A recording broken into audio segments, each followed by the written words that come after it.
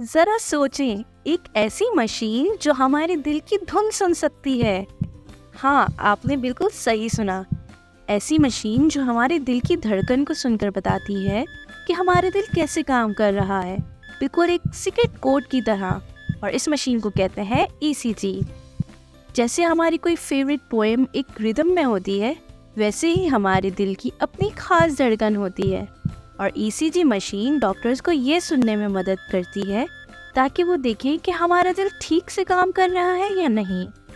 छोटे छोटे स्टिकर्स, जिनको इलेक्ट्रोड्स कहते हैं, हमारे हाथों और पैरों पर लगाए जाते हैं। ये स्टिकर्स बिल्कुल एंटीना की तरह काम करते हैं, जो ईसीजी मशीन्स को हमारे दिल की साउंड सुनने में मदद देते हैं।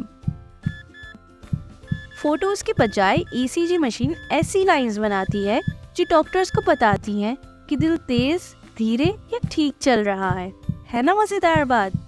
डॉक्टर्स ईसीजी की वेवी लाइंस देखकर समझते हैं कि हमारा दिल ठीक से काम कर रहा है या उसको मदद चाहिए।